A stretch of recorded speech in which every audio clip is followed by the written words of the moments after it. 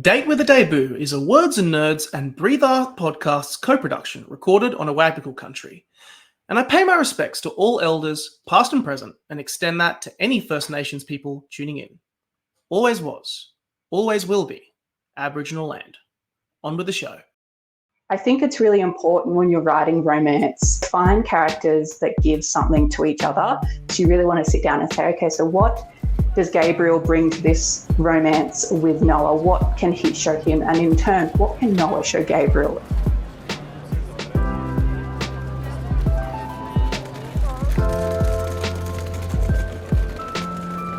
Welcome to Date with a Debut, a podcast about debut authors, their incredible books, and their journey to publication. If you are looking for a new author to discover or writing inspiration for your own story and you don't know where to start, this is the place to be. I'm Nick Wasiliev, author of When Men Cry and your host for today's show, and I'm delighted to welcome another debut author in today's episode. If you enjoy the show, or indeed any other shows on the Words and Nerds platform, jump online and give us a thumbs up, a 5-star review, wherever you are listening. Thank you for listening to us and for supporting the Australian book industry. You can also find any books mentioned in today's podcast down in the description. Today, I'm joined by Abra Pressler, who writes romantic fiction and works in marketing. She judged the Valerie Parv Award for Romance Writers in Australia, the 2023 Erotica Prize, and the 2022 Sex and Gender Prize for Stringy Bark Publishing, and served on the board of Marion from 2018 to 2020. She self-published several books, namely More or Less, and The Next Big Thing. But we're here today to talk about her mainstream debut, Love and Other Scores, published by Macmillan Australia, which you can get a copy of right now in the description. I started off by asking Abra about her writing journey, and now that her debut has been out in the world for some time, how the reaction surprised her.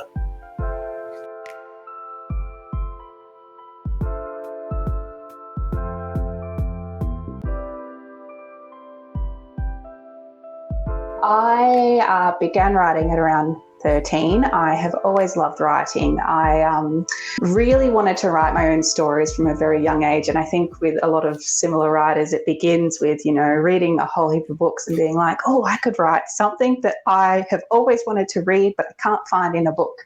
And so I started writing my own stories, and I continued doing that all through high school. And by the end of high school, I said to my parents, I was like, I want to do an arts degree. And they went, oh dear. And so that's completely untrue. Humanities and arts degrees are completely employable. But I went to RMIT. I was very lucky. I got into RMIT with a portfolio of my writing that I had done. And I went and did their creative writing, the Bachelor of Arts with a specific focus on creative writing. I was there for 3 years and I got my degree there. And I started writing, but as I'm sure that when you're focusing on study, and especially like writing and digesting literature and all that sort of stuff, it doesn't leave the creative juices flowing. And so I sort of was trying to find my space. I was like, oh, maybe I could write domestic noir. I really like the domestic crime that's coming out as a reader. Maybe I could try that. No, didn't really suit me very well. It was quite challenging.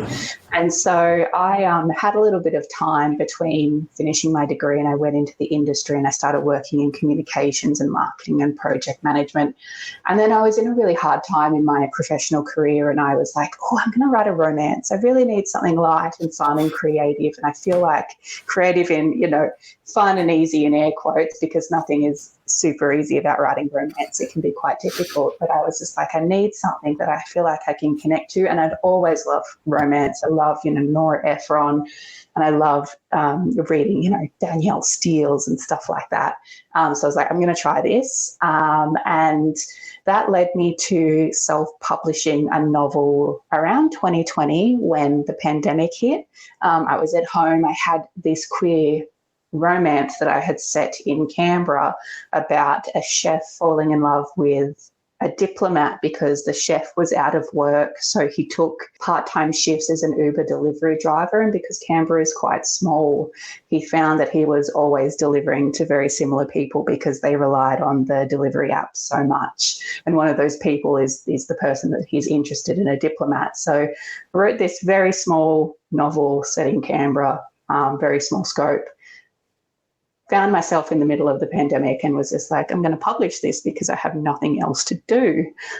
So I got it all edited, sent it out, made a heap of mistakes, as you do when you try something for the first time, got it all published, and then suddenly it had sold, 3,000 copies through a whole heap of different means. And I got a couple of emails from publishers saying, hey, we'd like to read it. Can you give us the manuscript and, think of us when you have another copy and another book ready to go. And I was just like, oh my God, that's amazing, because I tried shopping this manuscript around, but there was just no appetite for it. So around 2021, I sort of sat down and was like, right, I have this idea for a tennis romance set at the Australian Open.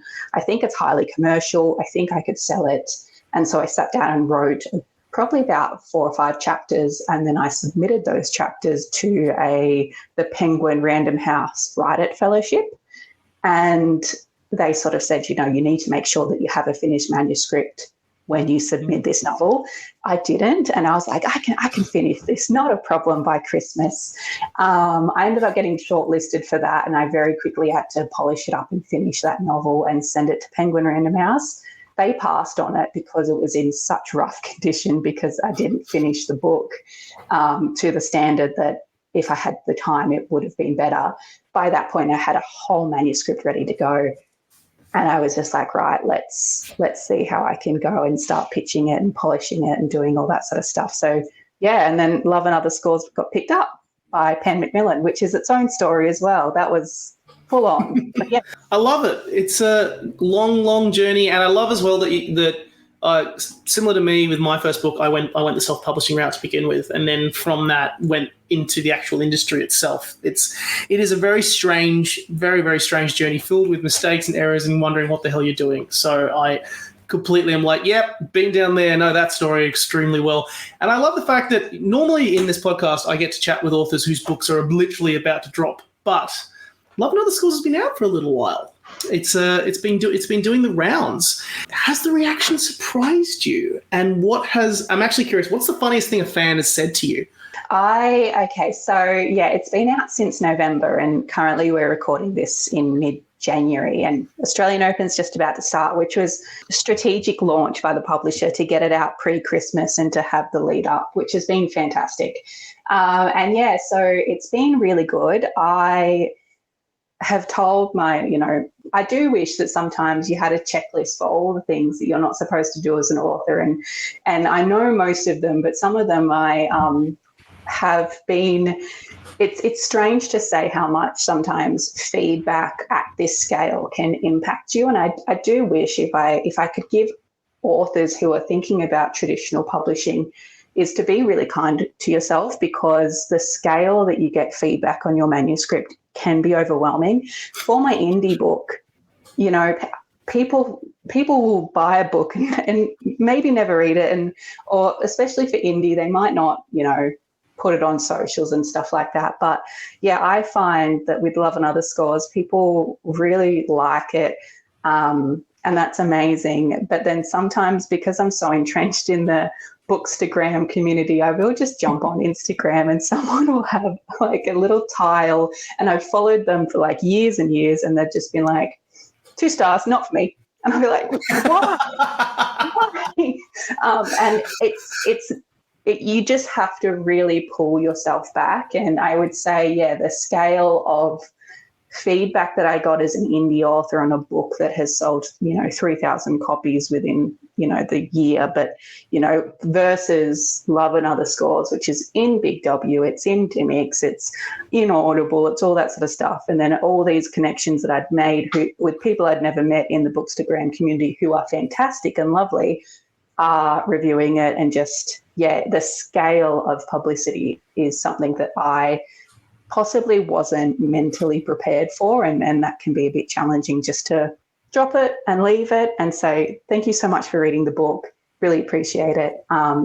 But I did get a really interesting email from a man in Sydney. He's 77 years old, and he just said, thank you so much for writing this book, and I read it cover to cover and I loved it, and it's so fantastic to have representation in Australia and an Australian novel, and so that's why I do it. Like, that's the whole reason. Those are the best. I love They really those. are. You get that random email from someone and it's just they send you something and it makes your week.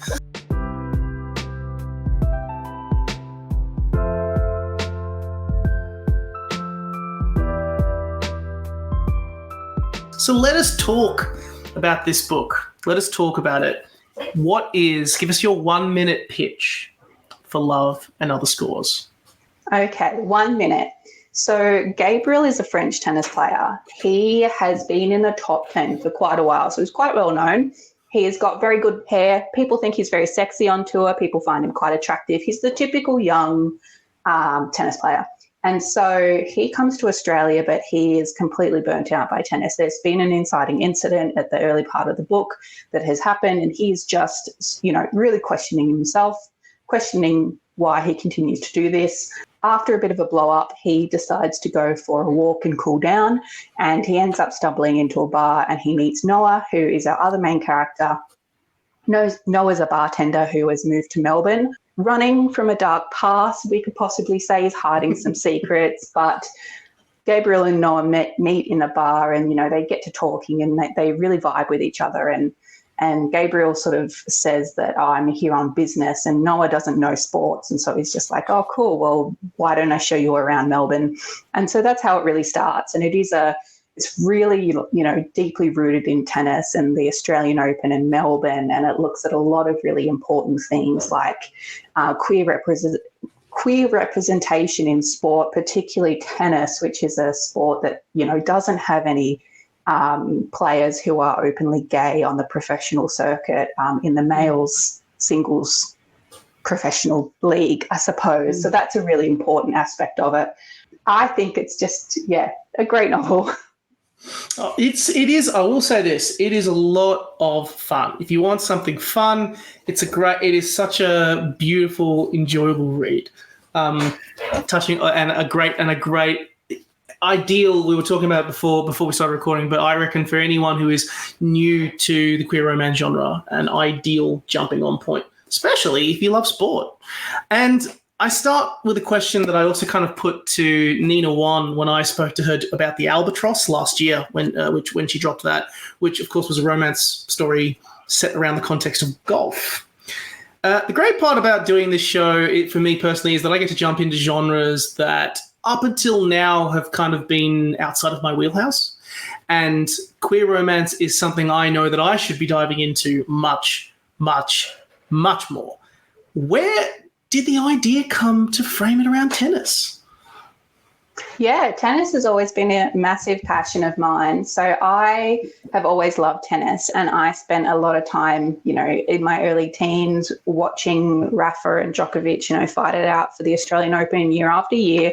And so I've just continued that love all throughout my adulthood. I did work at the Australian Open one year. I worked for a cafe that was contracted to be one of the food vendors.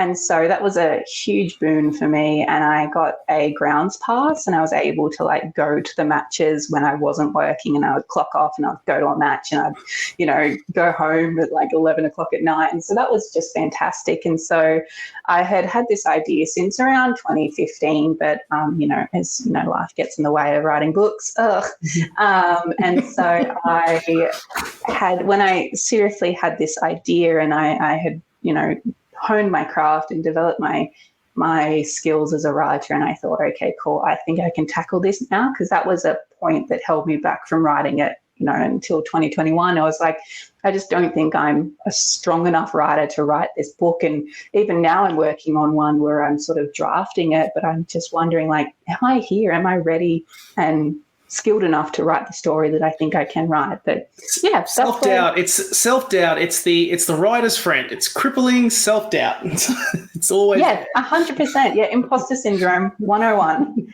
Can I write this book? Mm-hmm.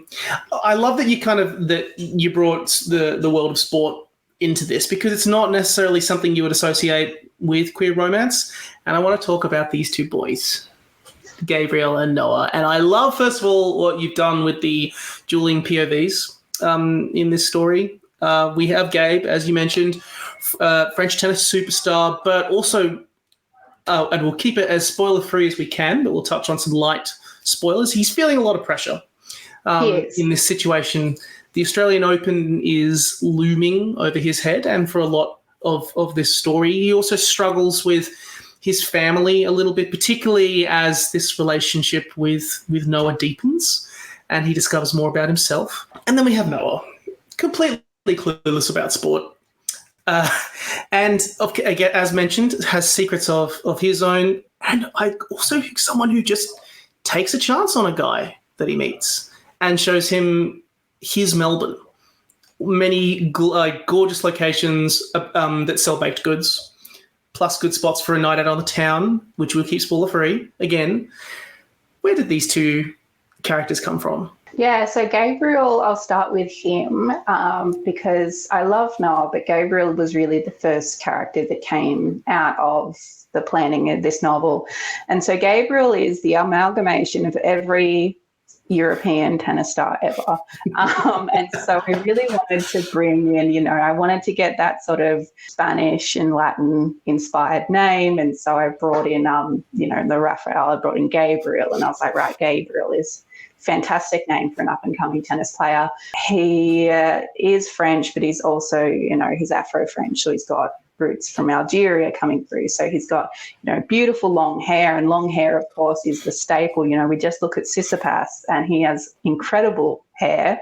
And so I was like, right, that's a real staple. And even going back to, Bjorn Berg, he had fantastic hair, and Andre Agassi, who had incredible hair. On a more serious note, I also did a lot of research into, so what is the mental health and what are the risk factors of playing such an intense sport like tennis? And, I think Nick Kyrgios has spoken a lot about the mental toll of the tennis circuit on players, and especially young players, because we think that, most of these players come in at 16 or 17 years old. They turn pro and then they're touring constantly. Maybe they'll get 2 or 3 months at home during the year, but they're with their team. Either they've got like quite a small team where they'll have 1 or 2 people come along with them.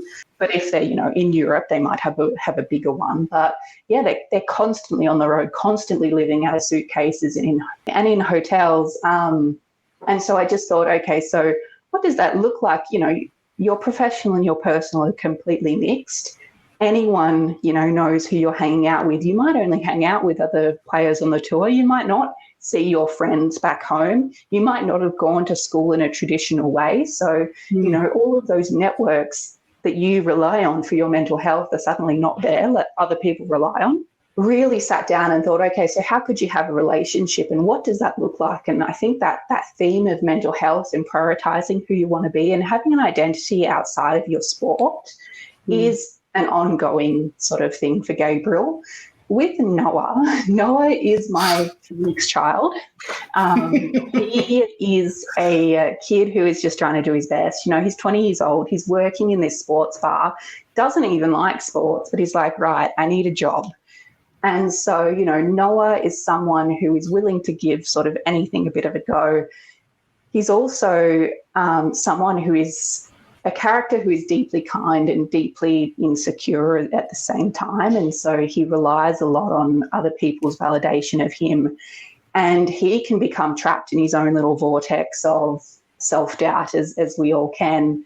But I think he's always looking to improve himself and he's always looking for more opportunity. But yeah, I don't really want to go into, I don't want to spoil too much of Noah's backstory because that is, a driving undertone of the novel. But yeah, I think it's really important when you're writing romance to find characters that give something to each other.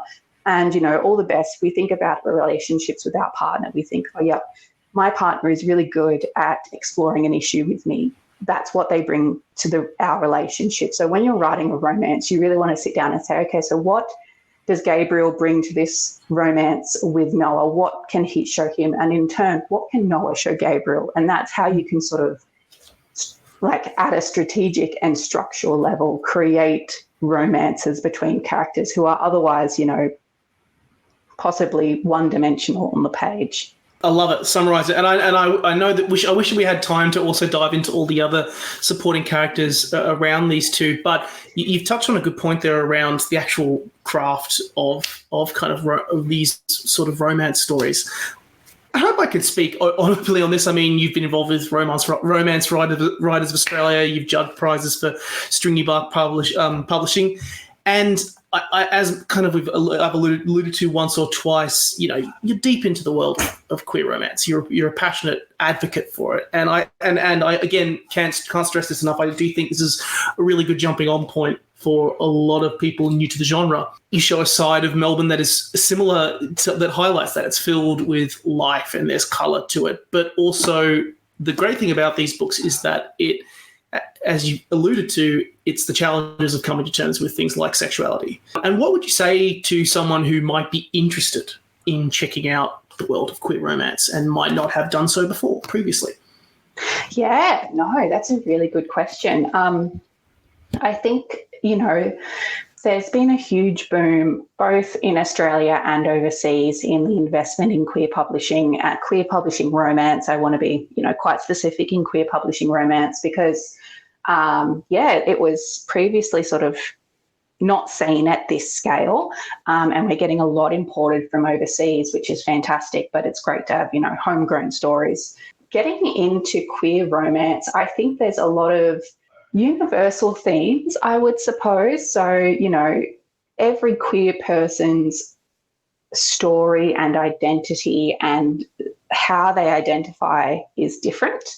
And there's so much breadth and understanding, but there's also still a lot of stigma. I hope you don't mind if I mention a book that I'm writing on currently. Can't say too much about it, but one of the aspects of that book is looking at, you know, the stigma around bisexuality and, you know, are you bisexual or are you just, you know, exploring, or are you might date a woman but have only previously dated men, and then there's that bisexual stigma around are you just, you know, figuring stuff out and you'll eventually go back to men. So within LGBT fiction, there's a lot of exploration of those issues, and they really do tackle significantly hard issues within a setting that is very fun and light and often quite well-natured, and you always know that there's going to be a happy ending at the end, which is key in romance. If it doesn't have one, it's not a romance. I'm very sorry. That gives queer romance so much opportunity to talk about really important issues in the queer community, like the HIV/AIDS crisis, ongoing, you know, book banning and drag issues around drag queens and, you know, their influence on culture, I suppose. I'm not sounding that right, but you know what I mean.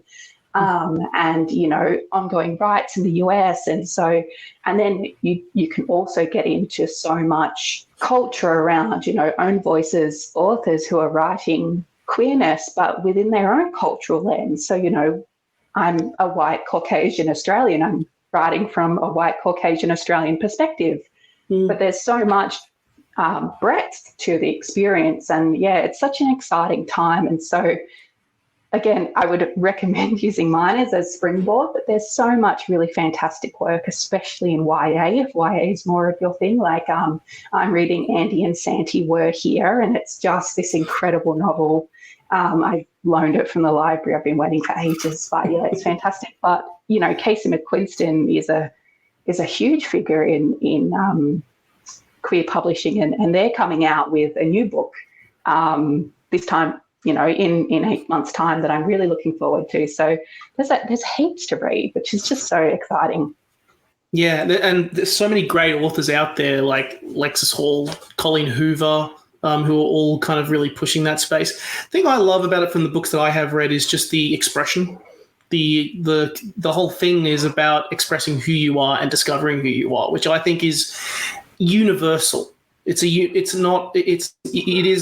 don't necessarily have to be part of that community, but you can connect with that story about self-identity and self-discovery. And I think it is something that, is something that everyone should at least look at and examine at some point within their reading tastes and palate.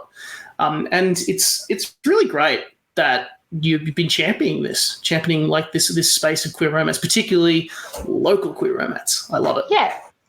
We need heaps more. Honestly, if you've got one and you're writing one, I would say continue, because there's a huge appetite out there for it.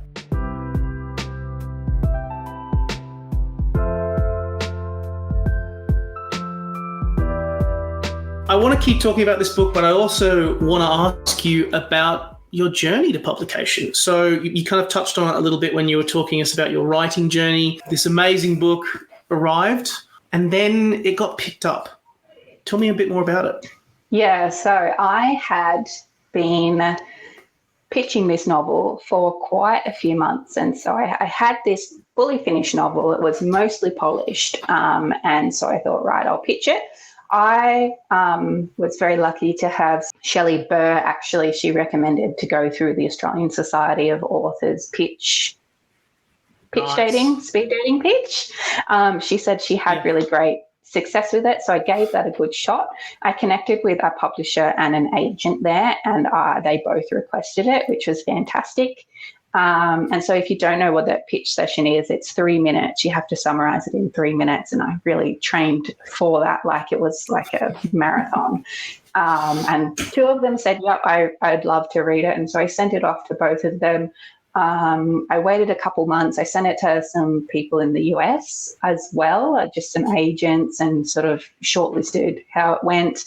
And then I got to around January and I had 2 rejections off of the pitch, but with a note to send future material to them. So that's still a win. That's fantastic. And so I got to the Australian Open and I was literally in Rod Laver Arena. This is how much I love tennis. I was in Rod Laver Arena. I was watching Rafa play and I was just like, I'm going to publish this book myself anyway. Like if it gets to the end of this year, I'll probably self-publish it. Let's just try and pitch unconventionally. And so I wrote a tweet, and if you want to see the tweet, it is on my Instagram, but it said something like, I have a diverse friends to lovers romance set at this Australian Open. I've won heaps of awards, well, I've not heaps of awards, but it's won awards and I'm fantastic to work with. I just slid that in at the end because I really wanted to be like, I'm great to work with. And so I sent that off. A couple people retweeted it, which was fantastic. And then around a day later, I got an email from Macmillan via my website, and they said, hey, we've seen you tweet, would love to read the book. And I was like, oh my gosh. So I polished up the first couple chapters, sent it to them. About 2 weeks later, they said, hey, we want to read the whole thing. And so I sent them the whole thing. And then 4 weeks after that, they offered me a contract. And I met with them and I said, thrilled to get a contract. What are your plans for the book? And I would encourage anyone, if they're getting to this stage, to meet with your publisher and to get legal advice. So I did all that and I sat down with them and I said, what are your plans? And just made sure we were on the same page. And we talked about the approach for the book and what the editing would look like and what the timeline would look like. And they said, we really want to get it out by November. So that'll be quite a crunch, but we think we can do it if you're up for it. And I said, yeah. And so I signed and it's just been fantastic. Like I couldn't have asked for a better group of people to put the book into. Like they just got it. So I was thrilled to work with them. Yeah, I do know there's so many passionate people in those teams. You've got your editors and your designers and people who craft and put that book together. I can ask this question of you because it's one that a lot of people have some experience with self-publishing, custom publishing, and the mainstream, and not with the mainstream, and or vice versa. But you've done both. How did the process of going through a mainstream publisher compare to the world of self-publishing? So it was such a learning experience. I went into the whole process thinking, I'm going to suck everything I can out of this traditional published experience. So, I don't know if I'll get another. That's the thing. And so one of the major differences was the developmental edit. When I published more, which was my self-published romance, I had sort of maybe sent it around to a couple of trusted people, and they gave me their feedback. Because we're friends, they were just like, it's fine, it's great, I like this part of it, but maybe this part, maybe not so good. But when I sat down with Macmillan, they really went through, this part is really strong, but this part needs adjusting, and this part doesn't make sense for your character's motivation, and this part, you need to sort of consider this. And so everything that they do are suggestions. You're not obligated to make any changes. But I have really sat down and thought about the book critically, and that was one of the big differences between self-publishing and traditionally publishing. The other aspect is, of course, marketing. When you're an independently published author, you have to market the whole thing yourself, and there are different avenues to doing that. But I think through the traditional publishing, they handle, my publishers at Macmillan handle all of the marketing.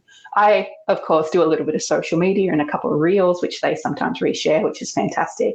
And that's really all I should be doing, because I want to focus on the next novel. And it's so freeing to just sit there and say, okay, my team are going to market this book and I can just focus on writing. Whereas in indie, you sort of have to juggle both. But I think one of the biggest things I learned in the marketing, because I'm a marketer in my professional job as well, is I came into marketing thinking, yep, I could push my independently published book as well as I could. And it was moderately successful. But one of the big things I didn't do was send out a lot of advanced review copies. And I have just found how incredibly powerful sending out those review copies can be. So, yeah, it's a huge learning opportunity for me, and I'm so grateful for it. You've been alluding to it a couple of times over this chat, but you are currently working on another book. Yes. When can we expect it? I want to know more. So I've got another book.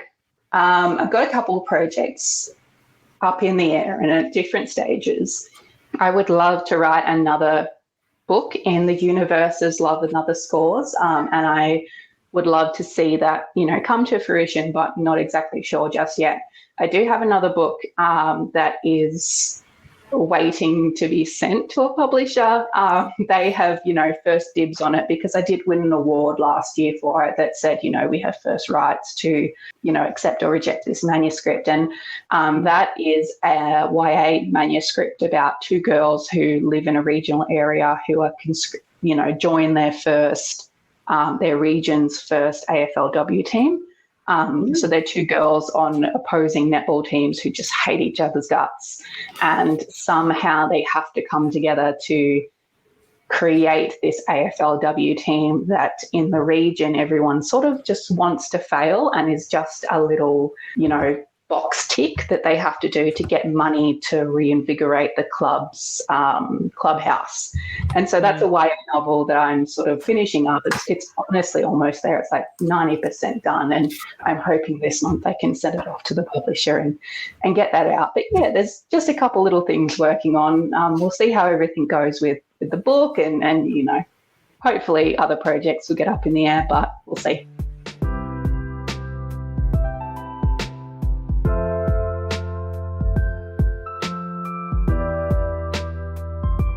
We'll finish off with a rapid fire question, part of the date. I'm going to fling questions at you, and you're just going to answer the first thing that comes to your mind. And the only one that I've allowed you to prep for is about books. So the first question is, what is your favorite book that you have read in the last 12 months? Oh, that's a good question. Oh, Book Lovers, Emily Henry. I love the aspect of it. I adored it. I thought it was fantastic. I'm just going to do a small, mild flex. I didn't get to interview her, but I got to be the producer on a podcast with her, and she had a chat with Taylor Jenkins Reid. How dare you tell me that? It's like, she's so amazing. And I sat there and I read this book and I just felt so bad. I was like, man, I'll never write like her. She's so fantastic. The worst part is they were like the two loveliest people, and then when they were actually chatting together, they were also just happened to be also massive fans of each other's work. So I was just like, well, this is wholesome as hell, and this is the sweetest thing ever. But a good book. Well, Book Loves is great. Fantastic. What's your favorite debut novel that you've ever read? Ever read? Ever read. I would say I read earlier this year Amy Hutton's Sit, Stay, Love, and that is a debut novel. It is a Australian romance, actually, about a young woman who looks after a dog. She runs like this shelter in memory of her grandma, and she's got a veterinarian man who helps her, and then a movie star comes to town, and it's celebrity romance, which, as you know, with Love and Other Scores, I love celebrity romance. But I read it earlier this year, and I just thought it was incredible. And the way that the prose is so relaxing, it really just feels like you're on a beach in Manly. Do you have a favourite word? Purse. That's a word nice that I often P-U-R-S-E. I often say purse the lips. I also use nod a lot in the book. I have to do a little search and delete for that one at the end. But yeah, purse is probably my favourite word, to the point that it's also my cat's nickname. His name's Percy. Call him Purse. So it's a pretty good. That's a nice word, actually. It feels like it just rolls off the tongue quite nicely. It just has a good feeling to it. I appreciate that. What's the best tennis-related pun you've ever heard? Oh, I don't know. I honestly loved the byline for Love and Other Scores, which was game, set, perfect match. Mm-hmm. And so, in fact, my dad called me when he got the copy of the book, because I sent it to him, and he said, I told you that you should have called your book Love Match, because that's about love and match. And he says, and that would have been perfect for it, because my dad doesn't like the title of the book. He loves the book, and the book is dedicated to my dad, but he's just like, I should have had input on the title. I was like, no, Dad. And so, yeah, I think, I have also really loved when people have said I'm serving up a book, and I just think they're all incredible. I wouldn't have had the creative juices to be able to sit there and think of puns, but they're really fantastic. I feel like there was something you could do with like the fact that it's like 40 love or 15 love, or do something like that. I was trying to think of some, like, I need to, if I'm going to ask this question, I need to present a pun of my own. Did really put in at the end, in the later drafts, I sort of said love means nothing. And so he's just like, love means nothing to me. And I was just like, that's a little undercurrent. I like that. Love is zero, but yeah. Mm-hmm. All right, go to town with me on this. What is your favourite trope? My favourite trope, honestly, I would have to say it's probably celebrity romance, which is everyone's secret fantasy, is my theory. I think that if you sat there and you met someone who was your celebrity crush, like everyone has celebrity crushes. Everyone's just like, hall pass. If I ever met Andrew Garfield, all bets are off, which is, weird to say. But I think it's a universal trope in that most people would think, okay, if I would meet my celebrity, I would want to put the moves on them. And it's also so thrilling to find a celebrity in real life and to say, I don't know, Tom Cruise just walked into my cafe, and we get those little updates where they say, I know Sydney Sweeney's filming a movie in Sydney, and you're just like, oh, well, I see her on the street, sort of thing. So I really love celebrity romance. I think there's a lot in it that is fun. One of the main challenges is convincing your reader that your celebrity is cool and not pedantic and annoying, and actually, never meet your heroes because they're really painful. So it's about giving your celebrity, sort of a real roundness to them, which I think is fun. And often they're very rich, and that can also be very fun when your character gets a credit card and they're being told go wild, and you're just like, I would love to go wild with a credit card. And so, there's a lot in celebrity romance that I think is quite fun and exciting. That's my favorite. I'll read any celebrity romance. Few things are hotter than financial security. Let's throw it out there, man. In this day and age, if someone Yeah. paid off my mortgage, amazing. Oh, amen to that. Out of curiosity, have you ever had an instance where you've actually seen a sports star or a famous person like from afar and you had like a moment of, oh, they're actually over there?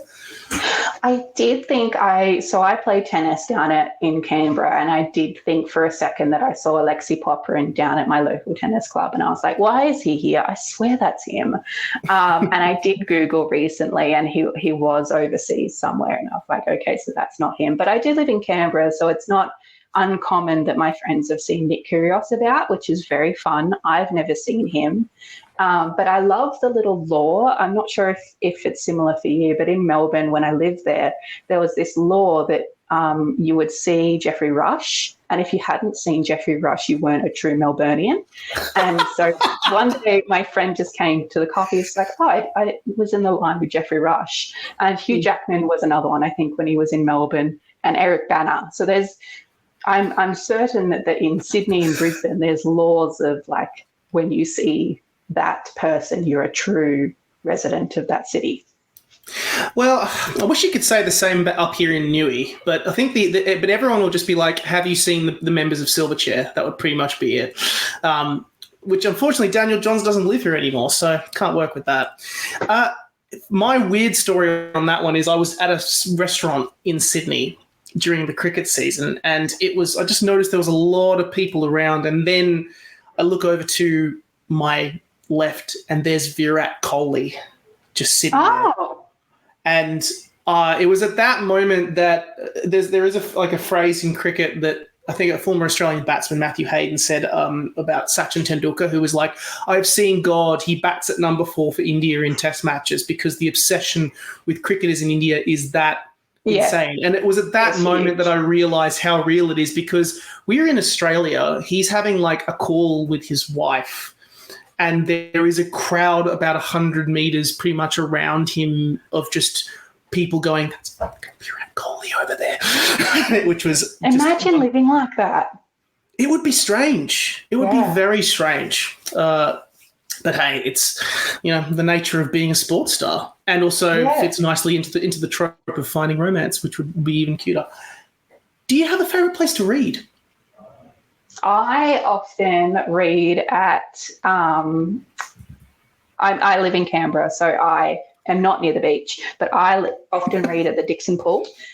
So it's so lovely. Honestly, it's one of the best pools. I would recommend any pool because I just live in an apartment, and it's pretty cementy and grey and everything like that. So you just pop down to the Dixon Pool, put out a beach towel, lay down on the grass, enjoy it. Otherwise, in the winter, I'm a big fan of going to bed at 9:30 and then reading until like 2 a.m.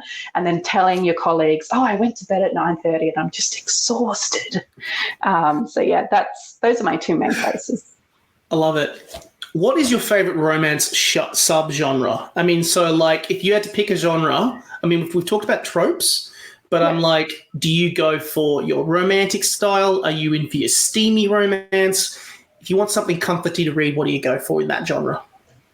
Yeah, I would go for a sports romance, and I would want there to be a decent amount of steam. One of the books I'm really looking forward to is Fangirl Down by Tessa Bailey, and it's a golf romance, as we mentioned before, with the Albatross, which is also on my TBR. I would never pick up a golf book, but if you told me that there's a sport and two people are in love in that sport, I am all over it.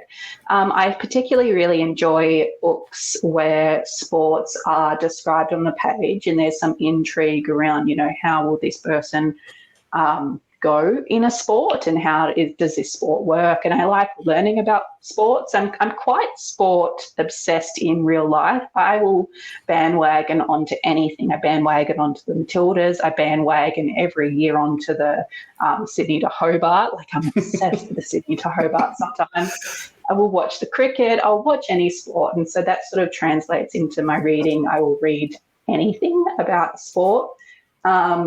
But yeah, I adore the spicy romances. I prefer when they're really crafted in a way that is, more of a slow burn. I don't particularly like it when everything is sort of happily together and then things falls apart. And there's a big focus on, sex throughout the book. I prefer it when there's a decent focus towards the end. I'm getting quite pedantic now, but yeah, those are sort of my dream books. If I could Frankenstein a book and put it all together, it would look like that. Now here comes the hardest, cruelest, meanest couple of questions right near the end. Colleen Hoover, Casey McQuiston, Alexis Hall. Fuck, marry, kill. Oh my gosh. Okay. All right. I would kill Colleen Hoover. I'm so sorry, Colleen. But it's only because I adore the other two so much. And Colleen Hoover, for me, I haven't read a lot of her books. Book Talk will kill you for that. I know. Sorry, Book Talk. I never picked them up, but I do have a few at home. Like I have her popular one at home, but I just haven't read it. I would fuck Alexis Hall. Because I think it would be quite enjoyable. Their sex scenes are quite enjoyable. I quite like them, and I think they write intimacy really, really well. I loved Boyfriend Material. I thought that was their piece de la resistance of their work so far. And I haven't read their new one either. But Casey McQuiston I would marry. I think we would be a fantastic couple. They have fantastic fashion sense, so I think they would take the reins and redo my apartment and get me wearing really cool clothes, like things that I'm just not good at. I think they're fantastic at. And also, as their partner, I would be able to read all of their books before everyone else, which smart. That's the peak. I would get to read the pairing right now. I'm so excited for that book. So those are my answers. Lock it in. Smart. I like it. Good answers and good reasoning. If you could fall in love with one sports star, who would it be? I used to really want Rafa when he was quite young. Rafa at the moment, he's very well established into his family and his life, and I wouldn't want to tear that away from him. I'd probably say Rafa, like 2010s Rafa. Yeah, I'll say that. We can give that. And if Rafa was here on the podcast now instead of me, what would you do? I would cry. Genuinely cry. And then I would apologise for saying that I would marry him and steal him away from his beautiful family. But yeah. Last two important questions that are sports related. Alex Veneur or Jordan Thompson? I don't know who either of those are. Demon or Tomo? They're just played in the United Cup. Oh, okay. Got it. I think De Minaur is incredible. And, he's 24. I think about me when I was 24, just absolutely lost the plot. But the way that he handles himself, his mental strength, his strength on the field.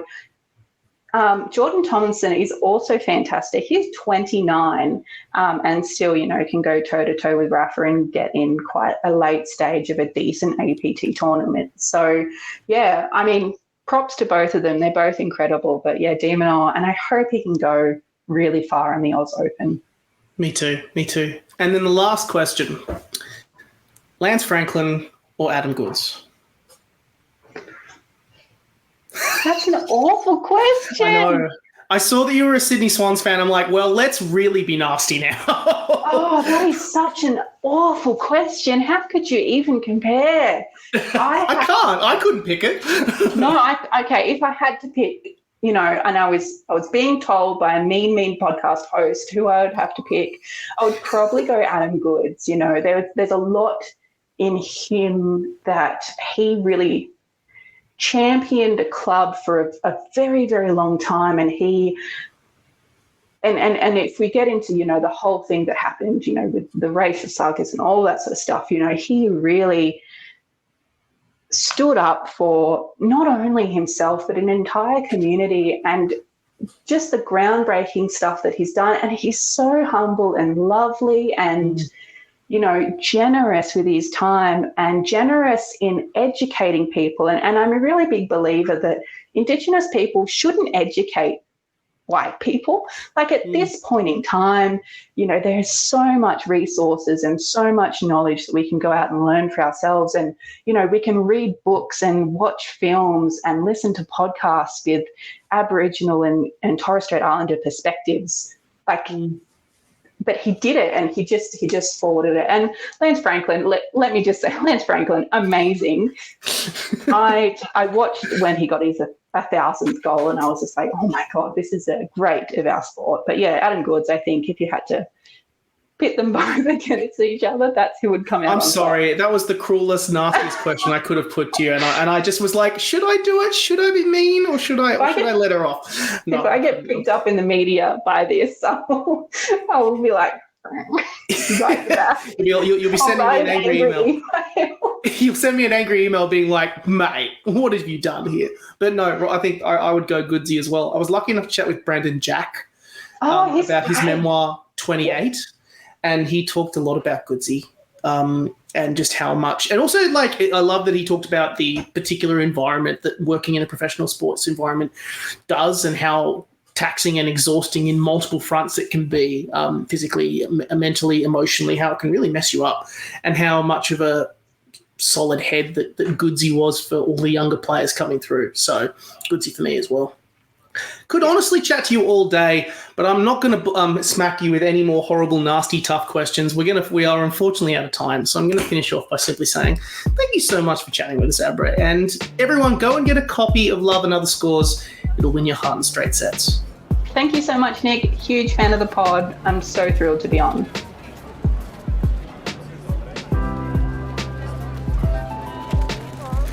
Thank you for listening to today's episode of Date with a Debut, and for listening to the Words and Nerds channel. You can buy all books mentioned in today's episode down in the description box, and if you enjoyed the show, or indeed any episode of Words and Nerds, drop us a review, leave us 5 stars or a thumbs up. It is hugely appreciated. Catch you soon.